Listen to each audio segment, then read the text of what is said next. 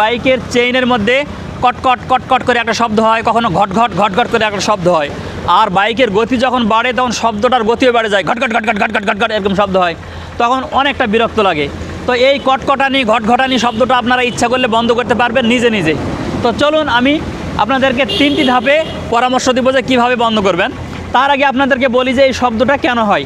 এই শব্দটা হয় পানির কারণে। বৃষ্টিতে গাড়ি ভিজলে, বাইক ভিজলে তখন চেন বক্সে পানি গেলে এই শব্দটা হয়। আবার বাইক ওয়াশ করার সময় যদি সেই চেন বক্সে পানি যায় তাহলেও এই শব্দটা হয়। এমনকি গাড়ি রাস্তায় চলার সময় যদি বেশি ধুলাবালি চেন বক্সে ঢুকে যায়, চেনের উপর পড়ে, তাহলে এই শব্দটা হয়। তাহলে চেনে কটকটানি ঘটঘটানি শব্দ হওয়ার জন্য এই 3টা মূল সমস্যা। এটা ছাড়াও আরেকটা সমস্যা আছে, এটা আমরা একটু পরে আলোচনা করব। তো চলুন এই সমস্যা থেকে, এই কটকটানি শব্দ থেকে বেঁচে থাকার জন্য আমাদেরকে কি করতে হবে আমরা সেটা আলোচনা করি।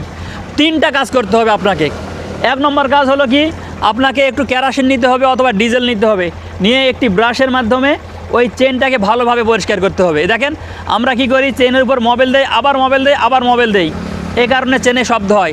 চেনে মোবিল দেওয়ার আগে অবশ্যই আপনাকে চেইনের ময়লা পরিষ্কার করতে হবে। আর ময়লা পরিষ্কার করার ভালো বুদ্ধি হচ্ছে কেরোসিন তেল দিয়ে, কেরোসিন দিয়ে ব্রাশ দিয়ে ধরবেন আর একটু করে ঘুরাবেন, দেখবেন চেনটা একদম নতুনের মতন ক্লিন এবং পরিষ্কার হয়ে যাবে।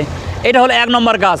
তাহলে 2 নম্বর কাজ কি? 2 নম্বর কাজ হচ্ছে চেইন পরিষ্কার যখন হয়ে যাবে তখন সেখানে চেইন লুব পাওয়া যায় দোকানে, চেইন লুব, এইটা দিবেন। আর যদি মনে করেন যে আমি ওইটা খরচ করব না, আপনার বাইকে মোবিল দেওয়ার পরে যে মোবিলের বোতলে যে সামান্য মোবিল থাকে সেখান থেকে নতুন মোবিল দিবেন, চেইনে কখনো পুরাতন মোবিল দিবেন না। এটা হলো আপনার দ্বিতীয় কাজ। 3 নম্বর কাজ কি? 3 নম্বর কাজ হলো চেইনের, দেখেন এখানে যে মনে করেন যে একটা জায়গা আছে, এটা খুলবেন, খুলে আঙ্গুল দিয়ে দেখবেন চেনটা কি ঢিল আছে কিনা। যদি ঢিল থাকে তাহলে এই যে এখান থেকে আপনি এটা অ্যাডজাস্ট করতে পারবেন।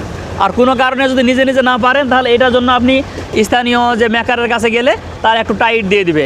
তাহলে 3টা কাজ: 1 নম্বর চেন পরিষ্কার করা, 2 নম্বর চেইনে মোবিল বা লুপ দেওয়া, 3 নম্বর হচ্ছে চেইনের টেনশন ঠিক করা।